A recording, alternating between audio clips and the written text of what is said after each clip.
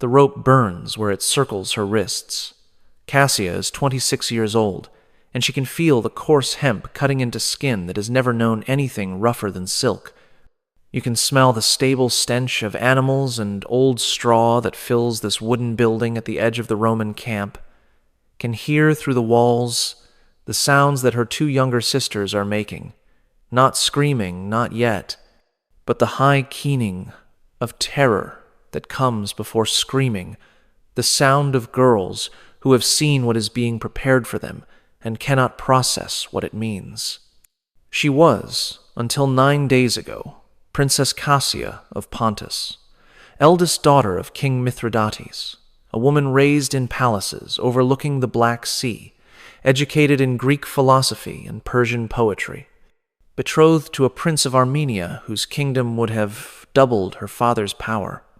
She was the jewel of her father's court, the pride of his dynasty, the future queen of an empire that would have stretched from the Caucasus to the Euphrates. Now she kneels in stable filth, her ceremonial robes torn and stained, her hair matted with dirt and dried blood from a wound on her scalp that no one has bothered to clean. Around her, Roman soldiers move with the casual efficiency of men performing routine work, checking ropes, adjusting equipment, leading animals into position. They do not look at her. She is not a person to them. She is a component in whatever apparatus they are constructing. Through a gap in the wooden slats, she can see into the adjacent stall. Her sister Laodice, 19 years old, is bound to a post in the center of the space, her arms pulled behind her and tied so that her body is forced into an arch. Her face streaked with tears she no longer has the strength to wipe away. Her sister Nysa, 18, barely more than a child, is in the stall beyond, similarly bound, her small frame trembling so violently that Cassia can see the vibrations from 30 feet away. And in each stall, she can see what the Romans have brought: the horses. Massive cavalry stallions, war-trained, selected for size and temperament, held by handlers who know exactly what these animals will do when released toward a bound and helpless woman. She has heard of this punishment. Every kingdom that bordered Rome had heard of it, whispered about it, used it as a warning to those who considered resistance. The Romans called it many things, depending on which commander ordered it and what purpose it served. Sometimes it was spectacle, performed before armies to demonstrate the consequences of defiance. Sometimes it was private, conducted in camps and prisons where only the soldiers witnessed what occurred. But always it involved the horses. Always it involved women bound in ways that left them exposed and defenseless. Always it ended the same way. Her sisters are to be subjected to this. Laodice and Nysa, who have done nothing except be born to a king who dared to challenge Roman expansion, who built a coalition that threatened Roman control of the eastern trade routes, who won 3 battles before the 4th destroyed him and delivered his family into the hands of General Lucius Cornelius Crassus. Crassus. She memorizes the name, adds it to the mental ledger she has been keeping since capture. The names of officers, the hierarchy of command, the patterns of authority that govern this camp. Information is the only weapon available to her, and she has been gathering it with the desperation of someone who knows that knowledge might be the only thing standing between her sisters and the fate being prepared for them. A man enters the stable.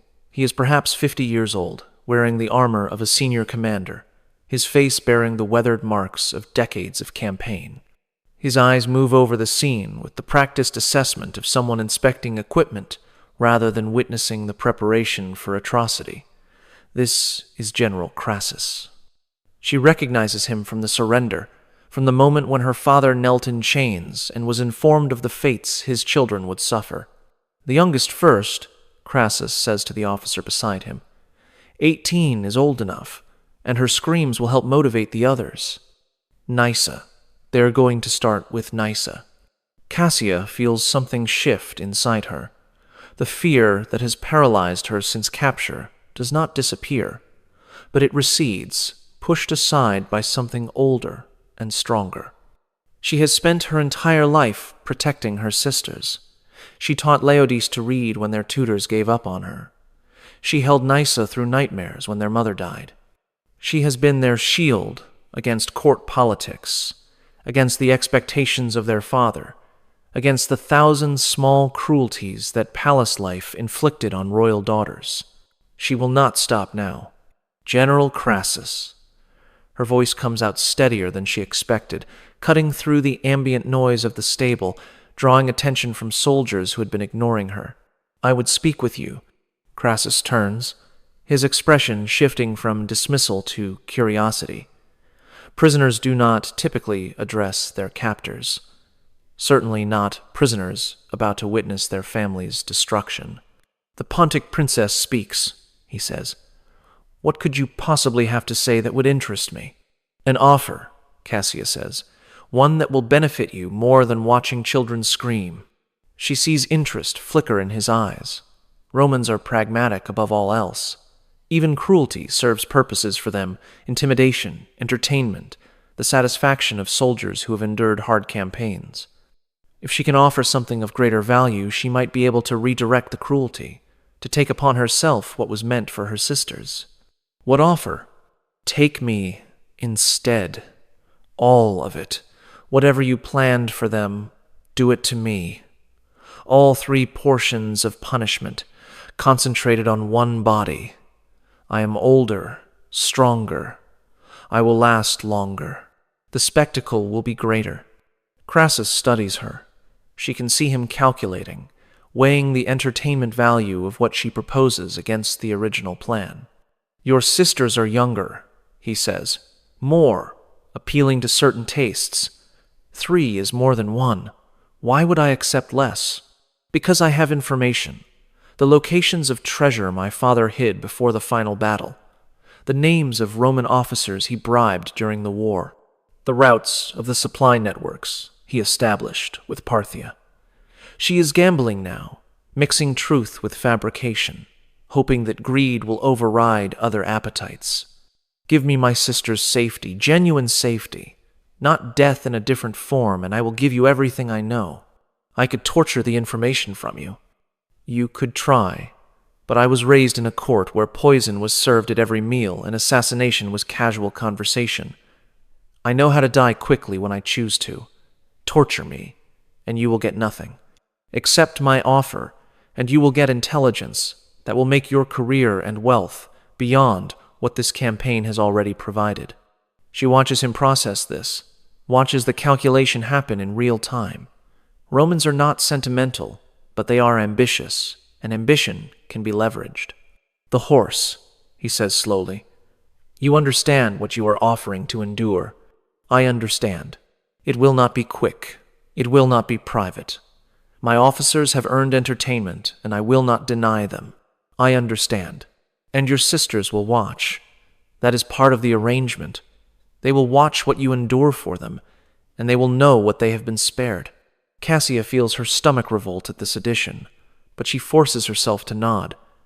If they are truly spared, if they are given safety afterward, genuine safety, not slavery, not being sold, not being given to soldiers, what would you consider genuine safety?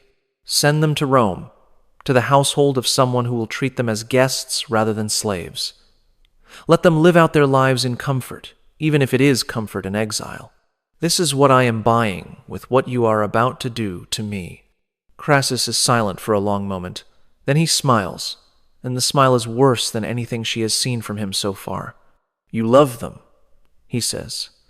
Truly love them. That is rare in royal families. Most would sell their siblings for an extra hour of comfort. My sisters are the only family I have left. My brothers were killed in battle. My father will be executed after the triumph. My mother died years ago. Laodice and Nysa are everything. Then we have a bargain. He turns to the officer beside him. Release the younger 2 from their preparations. Bring them here to witness, and prepare the eldest for extended use. The words land with physical weight. Extended use. She knows what that means. Not a single horse, not a single session, but multiple animals, multiple days, whatever duration Crassus decides will provide adequate entertainment for his officers.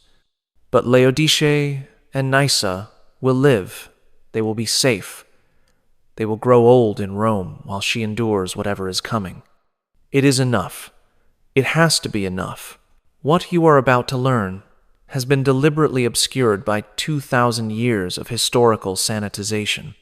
The Romans who wrote the histories that survived were not interested in documenting what happened to the daughters of defeated kings.